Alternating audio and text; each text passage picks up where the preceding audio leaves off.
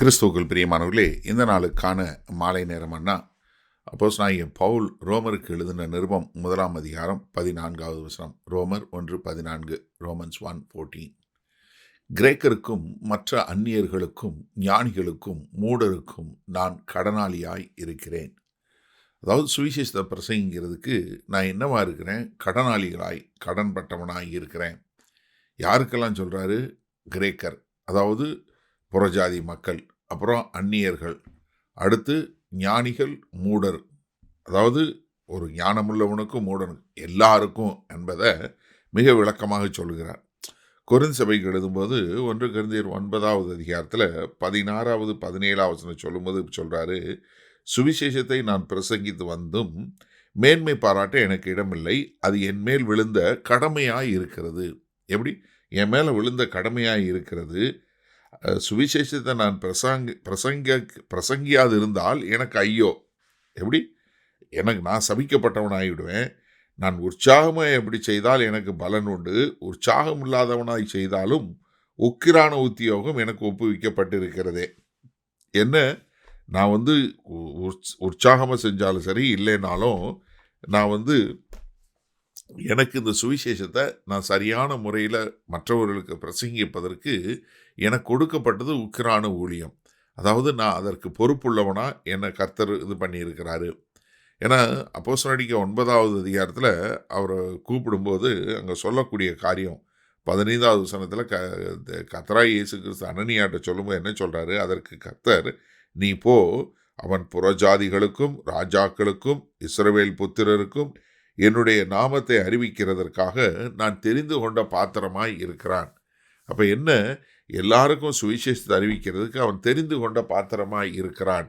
அதனால தான் யாக்கோபு 2வது அதிகாரத்தில் முதல் 9 வசனங்கள் வாசிச்சிங்கன்னா, என்ன, நீங்கள் உலக பிரகாரமாக ஒருத்தரை நடத்தாதீங்க. காரணம் என்ன? ஒருத்தர் நல்ல ஐஸ்வர்யம் உள்ள ஒரு உடை உடுத்தி வந்தானா அவனுக்கு நல்ல இருக்கையை கொடுக்குறீங்க.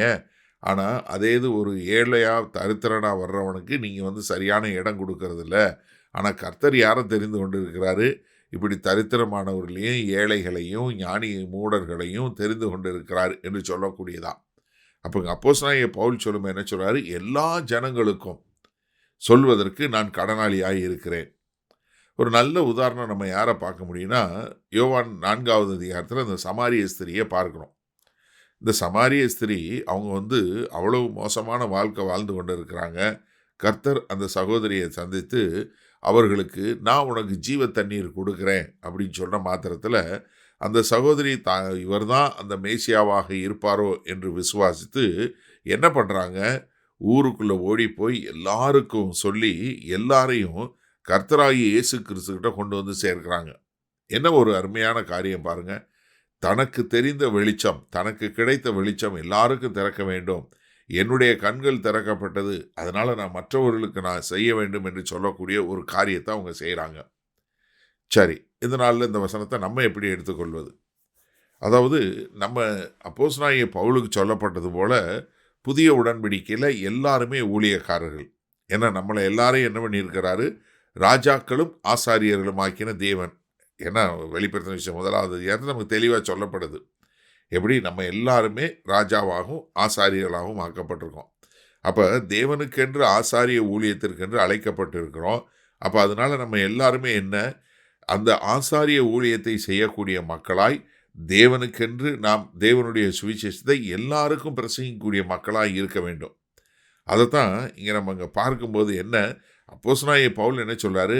எல்லா விதமான மக்கள், அது யூதராக இருந்தாலும் சரி, புறஜாதியராக இருந்தாலும் சரி, அந்நியனாக இருந்தாலும் சரி, சகோதரனாக இருந்தாலும் சரி, அவன் ஞானவானாக இருந்தாலும் சரி, மூடனாக இருந்தாலும் சரி, யாராக இருந்தாலும் அவர்கள் எல்லோருக்கும் அவங்கக்கிட்ட நான் கடன் வாங்கினவன் போல ஆனேன். அப்போ என்ன, எல்லாருக்கும் இந்த சுவிசேஷத்தை சொல்ல வேண்டிய ஒரு பாரம், அந்த சுவிசேஷத்தை சொல்லக்கூடிய ஒரு கட்டாயம் என் பேரில் இருக்குது.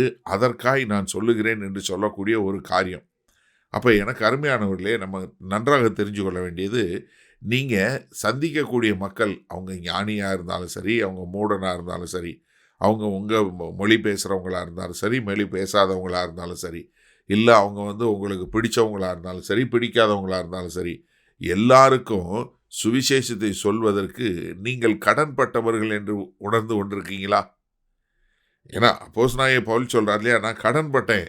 என்ன, நான் அதற்கு பொறுப்பு. அவங்களுக்கு சொல்ல வேண்டிய ஒரு கடன் என்கிட்ட இருக்கு.